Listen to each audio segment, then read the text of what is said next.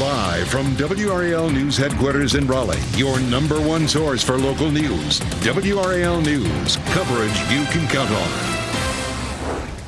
It's a chilly start out here, but there are a lot of people thinking about how to get outside today with our highs in the 70s. I'll show you when we see the nice warm up.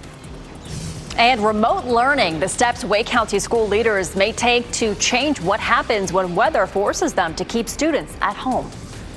Plus, resting well. The good news from the Vatican this morning about Pope Francis's condition as he recovers from a series of different conditions, including having a bout with pneumonia. Watching a lot of stories here on WRAL News on Fox 50 on this Tuesday. Thank you so much for joining us. I'm Chris Lovington. And I'm Michelle McConaughey. Yeah, you saw Elizabeth outside on the weather patio with her coat on. You need it this morning. It is chilly. But boy, we are in for a beautiful day ahead. Let's get outside. She's going to tell us how warm we're going to get today. Well, I tell you what, it's chilly right now. You see me out here in my coat. Temperatures are in the 30s in most places, but boy, it will warm up quickly. We're going to be in the mid 60s by lunchtime. And so I have a feeling that a lot of the tea times are going to fill up for, people who don't have to be at work all day. It is 39 officially in the Triangle right now. We have no wind, so it does feel pretty comfortable out there. Lots of 30s showing up, still near freezing there in Roxborough at 32, but we're 35 now in Rocky Mount and Wilson, 34 in Goldsboro, 37 in Fayetteville, and 39 down in Southern Pines. Our temperatures this morning are running about 5 to 7 degrees warmer than this time yesterday, and that's exactly what the ratio will be this afternoon. We hit 66 yesterday. We're looking at a high of around 72 this afternoon. We're going to hold it in the 70s for the next few days, but we do have some rain in the forecast coming for late Thursday. We'll walk through that in just a bit. All right, Elizabeth, happening now with the WRAL Traffic Center. There's a little bit of ebb and flow to the traffic pattern here in Zebulon. Highway 64, 87 lanes coming in from Zebulon this morning. Those are the westbound lanes going away from us. Every now and then, bumper-to-bumper traffic, then it clears up. Right now, you're just looking at a 4-minute delay because once you get past Lizard Lake Road, you're good to go. But once you get down to I-87 and Smithfield Road, this is the congestion you're running into this morning. I'll check the delay times in just about 30 seconds. But right now, many of you use other alternate routes to get to and from in the east, west, north, and south. Let's start with 540. For those of you using 540, you're looking at an 8-minute delay if you start right here at Lewisburg Road. But once you get past Falls of News, you're free and clear. In terms of the other major routes coming into the capital city, here's what you're looking at. You're looking at a 7-minute delay of Fins and Apex and Sanford, a 15-minute delay of Fins and Wake Forest coming in on US 1. Of course, that congestion I showed you on I-87, you're looking at a 10-minute delay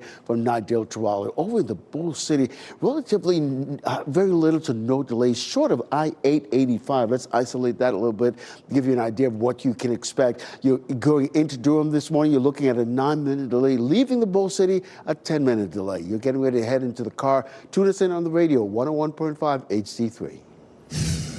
Today, Wake County school leaders will discuss the district's remote learning policy as it relates to weather-related schedule changes. Let's bring in WRAL's Kelsey Coffey. She is live at Wake School headquarters in Cary. So, Kelsey, this is a concern that's been brought up because school was closed for about 3 days last week. Yes, Chris, and school leaders will meet here at Wake School's headquarters in Cary later today to talk through their options. They're considering changing their remote learning policy to avoid makeup days.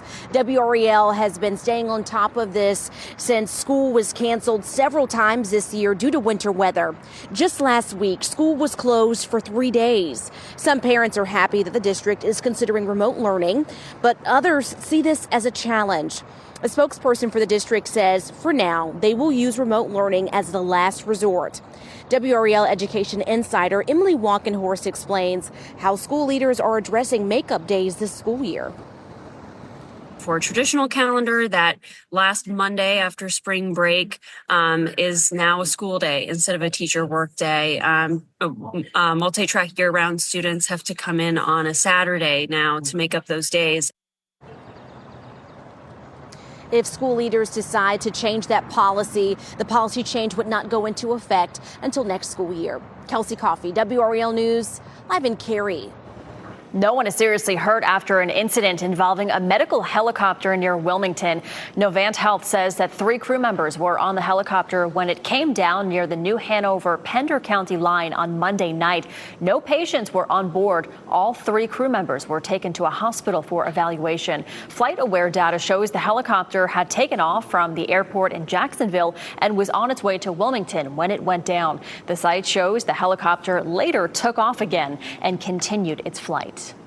And should your children be allowed to have their cell phones with them in the classroom? Today, state lawmakers will consider new legislation that would put a ban on cell phones. WRAL's Laura Levine is outside the legislative building this morning. And Laura, this is a debate that's been growing for years.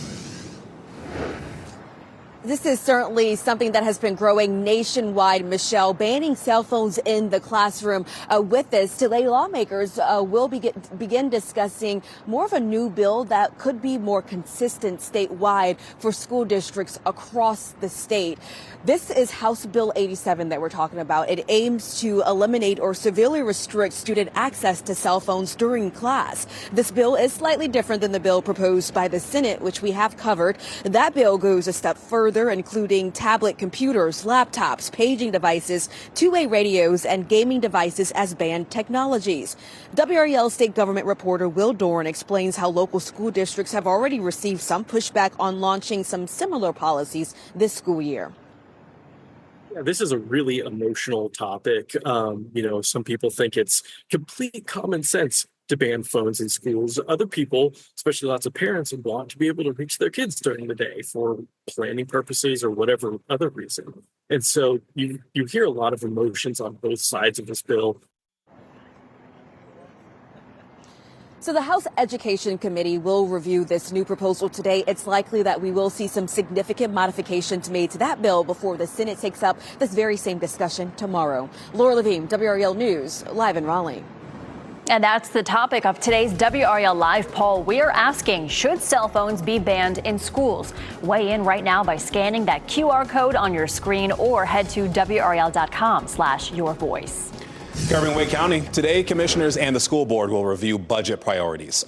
Right now, there's no proposed budget for the school system. Today's meeting is standard ahead of proposing a budget to ensure the county is able to fund school needs. Top issues to be discussed today include the deferred maintenance of several Wake school buildings, the potential for federal funding issues as the Trump administration proposes cuts to public education, and affordable housing issues affecting school system employees. The meeting is happening at 3 o'clock this afternoon. And today, North Carolina leaders are expected to vote on another $500 million in Helene relief. That total came as a rebuttal to Governor Stein's call for more than $1 billion in recovery funds. Now, if this passes, the motion would then go on to the state Senate. Some of that $500 million would go toward housing repairs, agricultural investments, even repairing roads. The vote was scheduled for last week, but was postponed because of the winter weather. Today, Governor Josh Stein will speak at the NC Child Hunger Leaders Conference. In North Carolina, 1 in 5 children faces hunger, and today's conference focuses on programs that provide healthy meals to children in school and ensure families have enough to eat when on breaks. The all-day event is being held at the Friday Center in Chapel Hill. The Vatican says Pope Francis rested well overnight, where you're looking live right now. This is his health, of course, showing some improvement, they're saying. They say that there are no episodes of asthmatic respiratory crisis Monday, and some lab tests have improved. The Pontiff's medical team also says that his earlier kidney problems, they're no longer an issue. The Pope's doctors say that he is still considered to be in critical condition, though. Pope Francis thanked all the people who gathered to pray for his health in recent days. Your time is 8:08 this morning. Car market markup, how tariffs could affect what you and others pay for a new vehicle. And avoiding sleep disruptions. A sleep expert offers advice as we get ready to spring ahead with that time change. And grab the coat before you head outside this morning. It is chilly, but we are in for a fast warm up this afternoon. I'll show you when we climb into the 70s.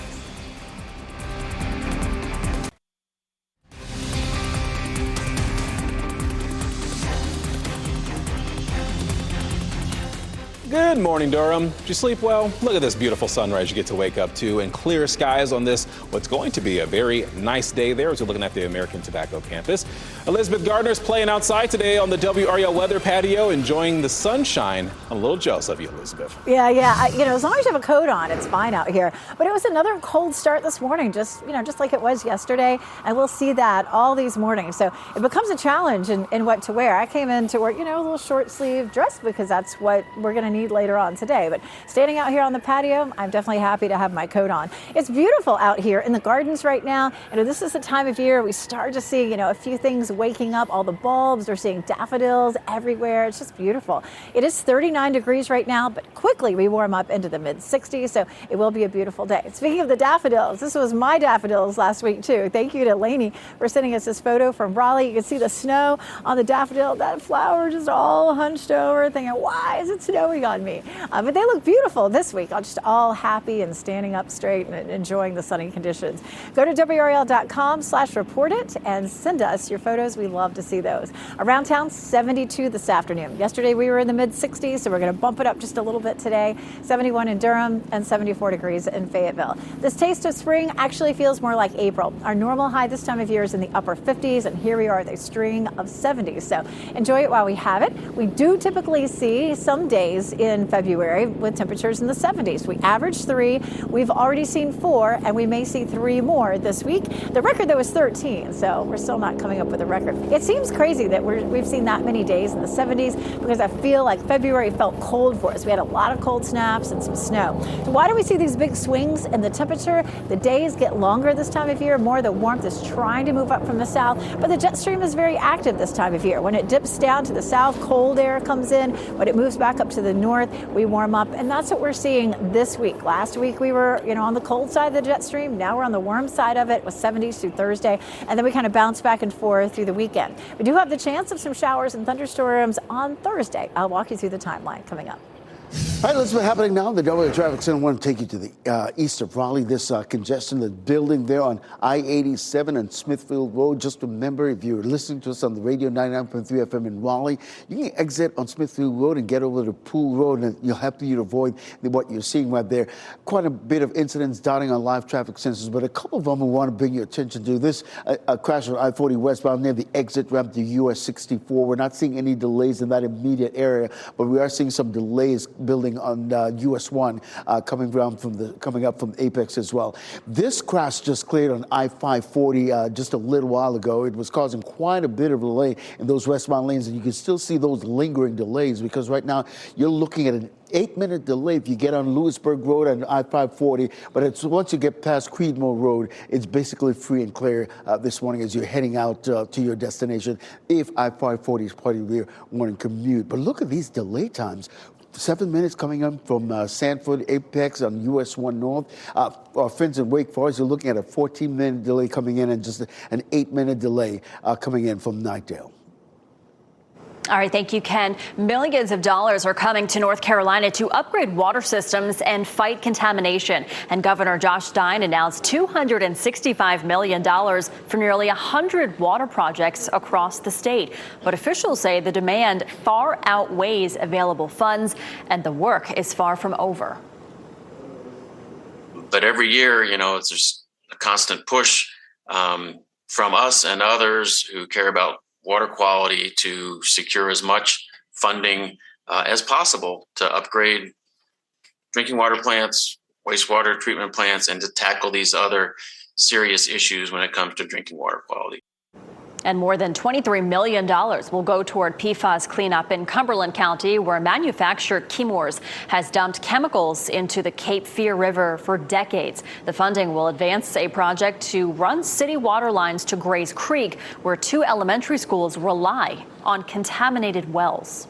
There's concern President Trump's proposed auto tariffs could cause prices to rise again. Jen Sullivan takes a look at the effect this could have on the entire auto industry. In the market to buy a new car? Be prepared to pay a lot. The average price for a new car last month was over $48,000. That's $11,000 more than 5 years ago, according to Kelley Blue Book, which monitors auto prices. Obviously, cars today look a lot different than they did 20, 30 years ago. All the technology, that costs money. Jessica Caldwell with Edmunds, a car expert company, says prices could go up even more this year. That's because President Donald Trump has proposed 25% tariffs on all cars imported to the U.S. beginning in April to incentivize companies to keep jobs in the U.S. and encourage buyers to buy American. But that could cause sticker shock on foreign cars. That's going to add significant cost. But it's not just foreign cars that would be impacted. Prices on American cars are likely to go up as well. That's because many U.S. companies have plants overseas and wouldn't be able to move production by the spring. The auto industry is such a global business now. It's not so regionalized where everything comes from this and that this is where it's sold, this is where it's produced. The Trump administration has said the tariffs would include semiconductors, a part that is crucial to new cars. But it's not clear if these tariffs would apply to all car parts. If they do, it could mean higher prices to simply repair your car if those parts are made overseas. If you think you're going to buy a vehicle in the next 6 months or a year and you're worried about all of this, it's probably better to buy sooner rather than later. That was Jen Sullivan reporting. So prepare to pay more when you enjoy your next omelet at Denny's. The company is the latest to announce a temporary egg-based surcharge. Now, earlier this month, Waffle House introduced a temporary 50-cent surcharge for eggs. Major U.S. retailers, including Costco and Trader Joe's, have taken action, too. They're limiting how many eggs one customer can buy. USDA data shows a dozen eggs cost more than $7 on average and have jumped another 10% in just the past week, Michelle. Yeah, I was shopping in the store the other day, $10 for a carton of eggs. Yeah, it's wild. All right, well, much of the country saw bitter cold and snow last week, but was it due to the polar vortex? Meteorologist Chris Michaels is here with the newest findings, Chris. Yeah, the newest findings coming out from NOAA, and they said that it's really not sufficient evidence to completely blame it on the polar vortex. And in case you don't know what that is, let's explain it. It's this really permanent feature that's in the layer of the atmosphere above us called the stratosphere, and it lives in the Arctic. When it's really strong, the wind around it, it kind of just stays up there. So it was kind of strong and stable, hanging out in the Arctic for the last 2 to 3 weeks. It weakened very slightly, but it wasn't enough to really go sending a piece of the vortex down to us. But hey, it was cold enough. So far this February across the U.S., it's been the coldest since 2010. A lot of that was in the Intermountain West, the Plains, and the Pacific Northwest. Now, here at home, it's been our coldest since 2021, but even still, the average February temperature has been above average, and we're going to add to that, especially with these next few days. But we're talking about really what caused that cold spell that gave us the snow, going through some of the global patterns that were to blame for that. You can go to WRAL.com and search Ask the Meteorologist for more.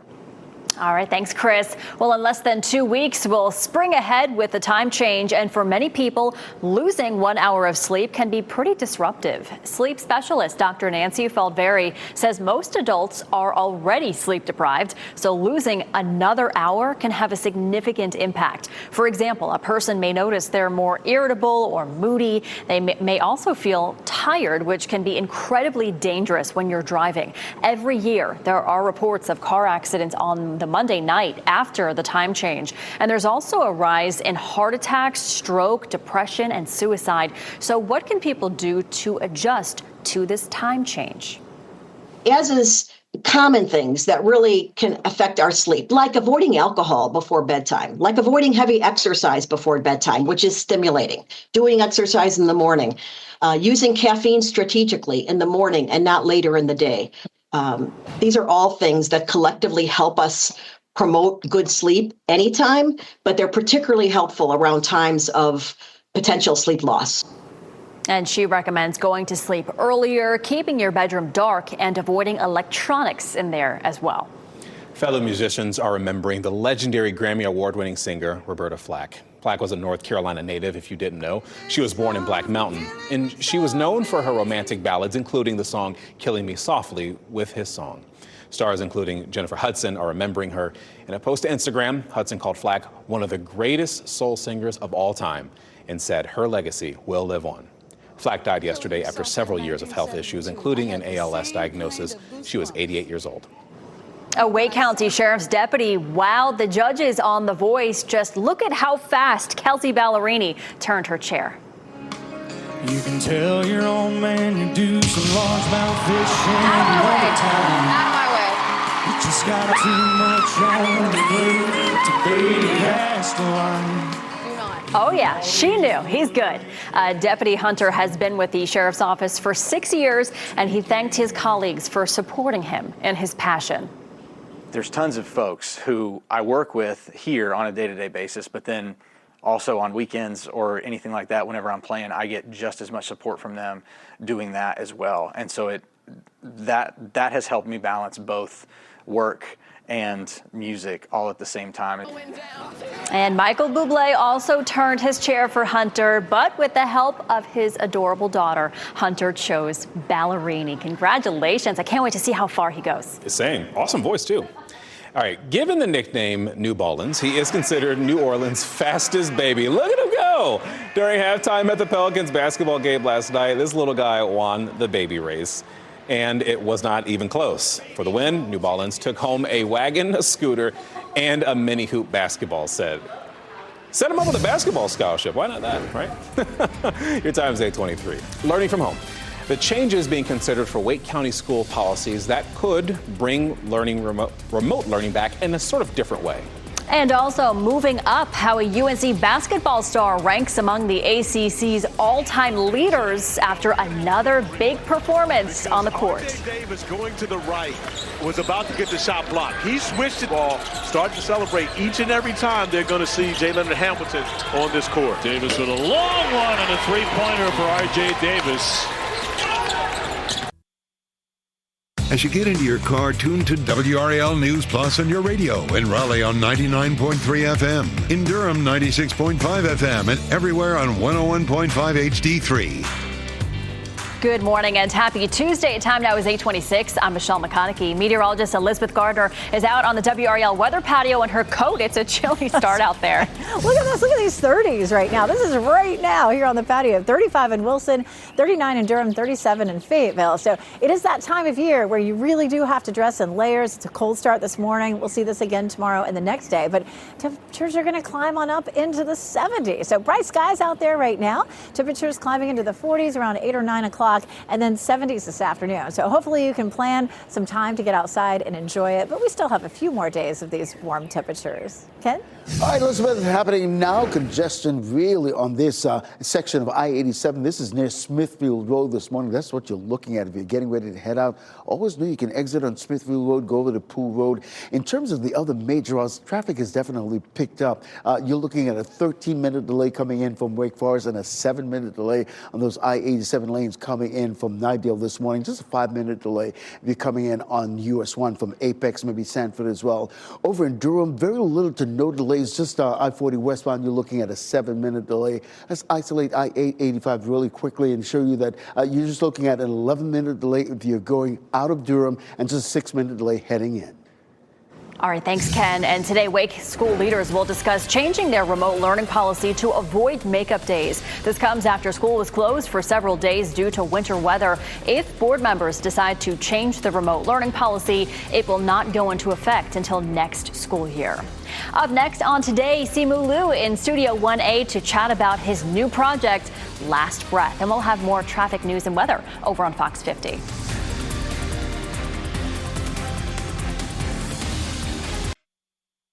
Shot in 4K ultra high definition. Your number one source for local news. WRAL News. Coverage you can count on. It's a chilly start out here on the patio. You're going to need your coat to start with, but I'll show you what time you'll wish you could take it off. And we're talking about remote learning, the steps Wake County school leaders may take to change what happens when weather forces them to keep students at home. Plus, a ban on cell phones. The new rules lawmakers in Raleigh are considering today that would force your child to keep their devices off while in the classroom.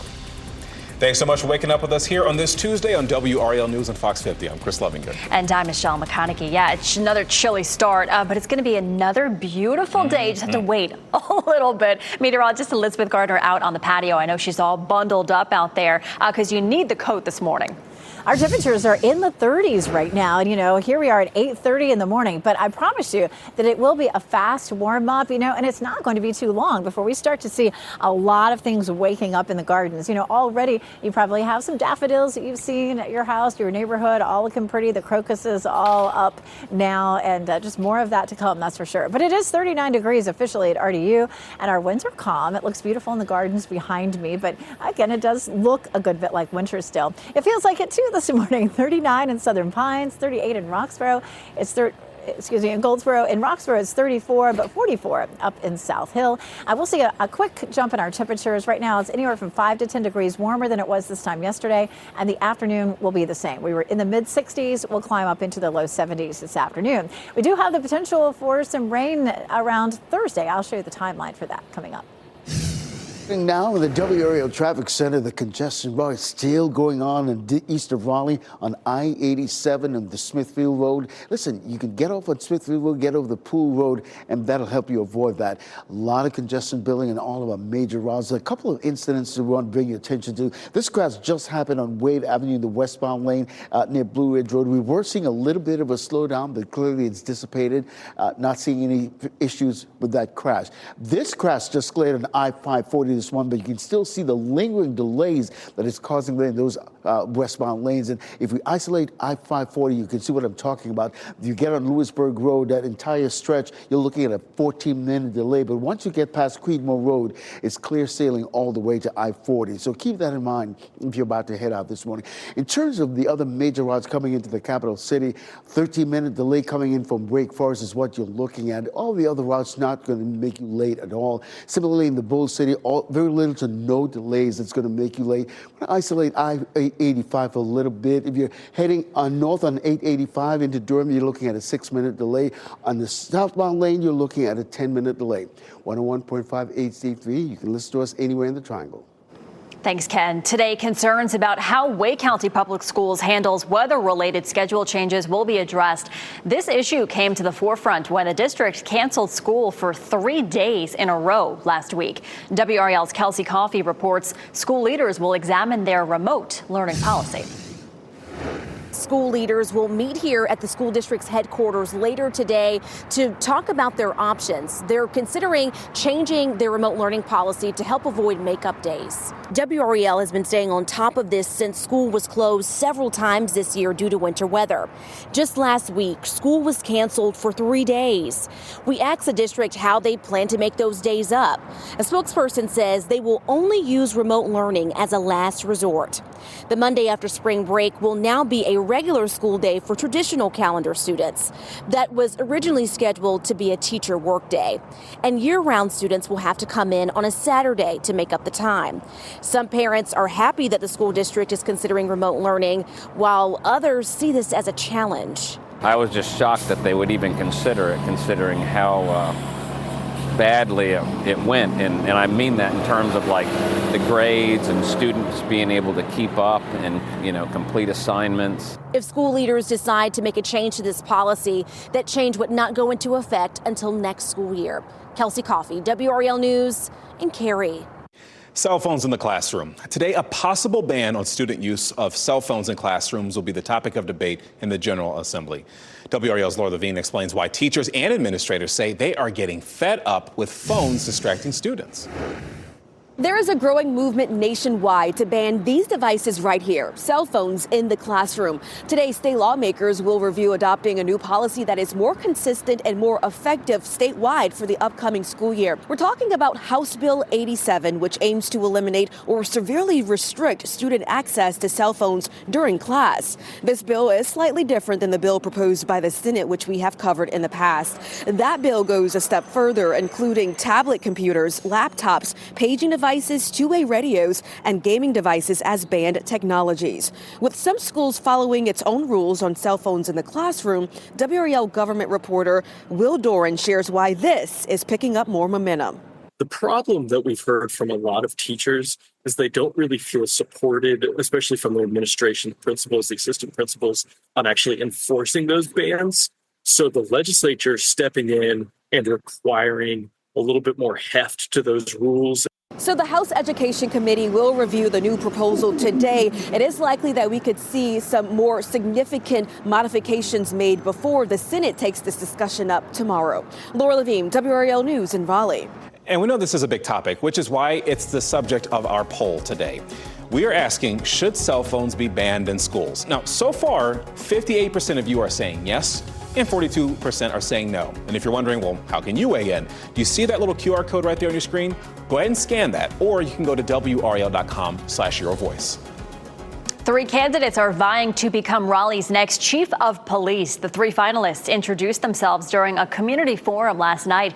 They are Raleigh Police Deputy Chief Rico Boyce, Commander Sonia Russell from the Detroit Police Department, and Commander Joshua Wallace from the Chicago Police Department. Unions representing Raleigh police officers are endorsing Boyce, and some community activists who were at the forum, they told us they're drawn to an external candidate. A decision is expected after Chief Estella Patterson's final day on the job, which is Saturday. In less than 10 minutes, we'll hear from Patterson about the challenges she expects her successor will face. The Fayetteville man accused of killing 3 of his relatives made his first court appearance. Mackenzie Darbuz is charged with killing a 4-year-old, a 13-year-old, and a 77-year-old in his home. Investigators say home security video shows Darbuz walking around the home with a knife. He's being held without bond, and his next court appearance is March 13th. Raleigh Water says a spill of fuel in Falls Lake will not affect the drinking water. Sky 5 flew over the scene yesterday afternoon after a dump truck crash caused that fuel leak. Cheek Road was closed for more than 2 hours near the Wake-Durham County line for that cleanup. And Raleigh Water says the leak was relatively minor and did not make it upstream. No one was seriously hurt in the crash. Elon Musk has given a second ultimatum to federal employees, asking them to justify their jobs. Last night, Musk posted on his social media platform X saying, quote, subject to the discretion of the president, they will be given another chance. Failure to respond a second time will result in termination, end quote. Many agencies have told their workers not to respond to that request. And sources told NBC News emails from employees are expected to be ran through an AI system to determine if their jobs are necessary. I want to show you this. Crews battling a large pallet fire in Sun Valley, California last night. The large fire destroyed pallets, vehicles, and other items in a storage yard. You can just see how intense the flames are in this video and the thick plume of smoke. Now, at last check, no reports of any injuries as a result of this fire. And as for what caused it, that's still being investigated. We have new information about 2 deadly crashes in Harnett County over the weekend. Alcohol is believed to be a factor in a crash that happened on US 421. It happened after 6 o'clock on Sunday night near Sloan Road. The driver of a Ford Explorer drove left of the center and hit a Chevy Tahoe head on. The driver in that Explorer died. 3 people in the Tahoe were taken to the hospital with serious injuries. And charges are pending against a driver accused of causing a deadly 4-car crash on Highway 210 South on Sunday morning. A 5-year-old was killed in this. An 8-year-old and their mother were seriously injured. Highway Patrol says the driver went left of center and sideswiped 2 vehicles, then hit a 3rd car driving north on NC 210. That's the car the children and their mother were in. Alcohol is not believed to be a factor in that crash. Today, you have another chance to help shape Raleigh's transportation options. Today, Safe Streets for All will host a public meeting at Laurel Hill Community Center. The event will take feedback on how to create safer and easier to navigate streets in Raleigh. The group's goal is to eliminate serious crashes by 2045 and to make transportation systems more accessible. This event runs from 4:30 to 7 this evening. Hoo boy, UNC keeping their hot streak alive, and RJ Davis is moving up in the ACC record books. Davis led the way with 20 points as the Heels beat Florida State last night 96-85. It is their 4th consecutive win, and Davis is now up to number 3 on the ACC's list of all-time leading scorers. How about that? Your time is 8:40, expecting Eagles. Here are famous bald Eagles couple's epic love story as they eagerly await the arrival of some new chicks. And hello, sunshine, as we take a live look at Fayetteville from the WRAL Live Cam Network. Meteorologist Elizabeth Carter explains this taste of spring we're seeing.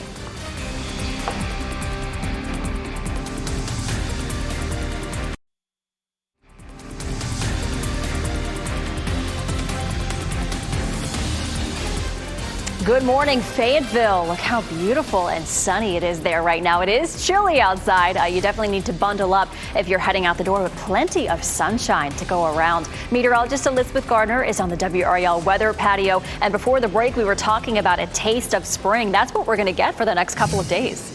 We are, but just for part of the day, I tell you what, I have not been tempted to take this coat off yet. It is, it's very comfortable to have it on. There's another look at Fayetteville, looking pretty, as well as Raleigh there at North Hills. Apex, Chapel Hill, all looking good this morning. We do have some high, thin clouds right now, just kind of looking around here at the patio.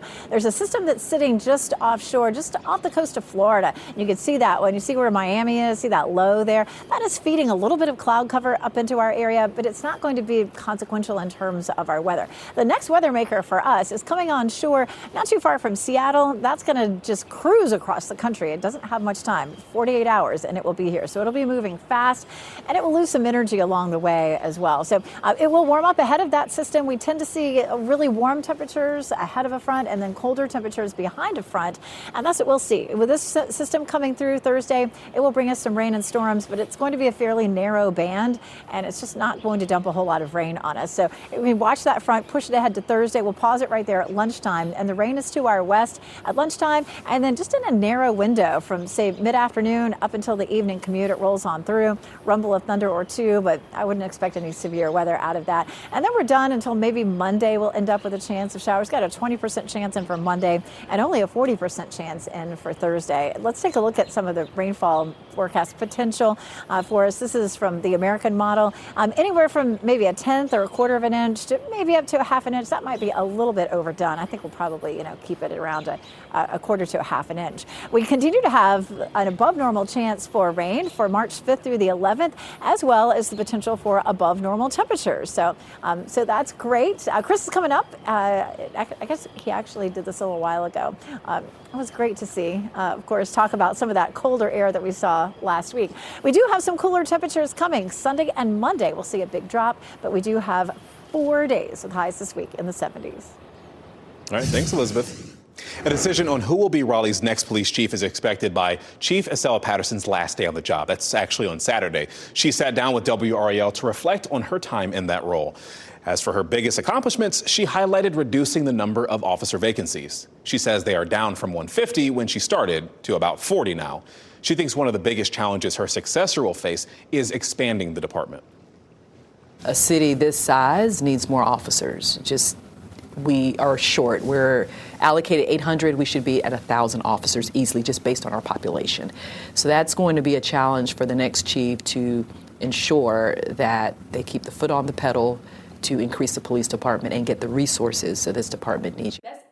Chief Patterson says she plans to move back to the Charlotte area, and she looks forward to spending more time with family. But she didn't rule out re-entering the law enforcement profession in the future. In Apex, a new hospital will begin taking its first patients today. The new hospital is focused solely on recovery and rehabilitation. Duke Health, Wake Med, and LifePoint Health celebrated the opening of Peak Rehabilitation Hospital last week. The 52-bed facility will help patients return to daily lives while recovering from things like injuries, brain trauma, surgery, and illness. February is American Heart Month, and medical experts are sharing advice they say you should be following all year long. Here's Sue Guzman. While February marks American Heart Month, medical experts say maintaining good heart health should be a year-long goal. There are a lot of things that we can do to improve our risk of developing heart disease, such as eating healthy, exercising regularly, eating less, getting good sleep. According to the CDC, heart disease is the leading cause of death in the nation. High blood pressure, high blood cholesterol, and smoking are key risk factors for heart disease. Nearly half of the people in the United States have at least one of these three risk factors. And in 2022, more than 700,000 Americans died from heart disease. It all starts with knowing what your numbers are and getting them controlled. Early detection and understanding possible symptoms is critical. It could be shoulder, back discomfort, shortness of breath, heart racing. If you're having any discomfort from the belly button up that's not going away, to ask your clinician about it. Meanwhile, health professionals recommend making lifestyle changes when it comes to food we eat. We live in a time of convenience where we are more apt to grab fast food items or prepackaged food items. But in reality, these foods are typically laden with additional fats and sugars and sodium, all which can contribute to the degradation of heart health over time. So choosing whole items such as whole fruits and vegetables, whole grains, lean proteins, and low-fat dairy. Seeking ways to boost your physical activity is also encouraged. Our heart is a muscle. It has to be worked. It has to be exercised. That was Sue Guzman reporting. A new test associated with bones may help spot warning signs of heart disease. Many cardiologists are turning toward calcium score test, and the non-invasive procedure gives them a look at calcification on the heart's arteries. Now, if you have them, that doesn't automatically mean that you'll have a heart attack, but they do indicate impaired blood flow and an increased risk. We talked with one patient who was grateful for the test, though insurance does not cover it. I was surprised that they wouldn't cover or put this on our deductible, because to me, preventative care is a way to be cost effective. The test carries an average cost of $150 through WakeMed. It's usually recommended to people over the age of 40 with a family history of heart disease and otherwise no symptoms. Jeff Hogan in the WRAL Live Center with some brand new information coming in just now. Some breaking news here. According to Inside Carolina, UNC has hired a basketball GM. Hubert Davis, head coach, said that he would do this earlier this month, and it appears now they have found their man. Jim Tanner is expected to become general manager, a 1990 graduate and alum of North Carolina. He is a native of High Point. He joins this basketball program here at Carolina under its fourth season head coach, Hubert Davis, who said all along that they need a director of marketing and fundraising for NIL. They've got some program needs that he just doesn't want to be bothered with as head coach. So he wants to continue doing his head coaching work. It was not sustainable under the old model for Carolina basketball, he said. So this is an NBA agent and the first men's basketball general manager at UNC. Oh, wow. All right. Thanks, Jeff.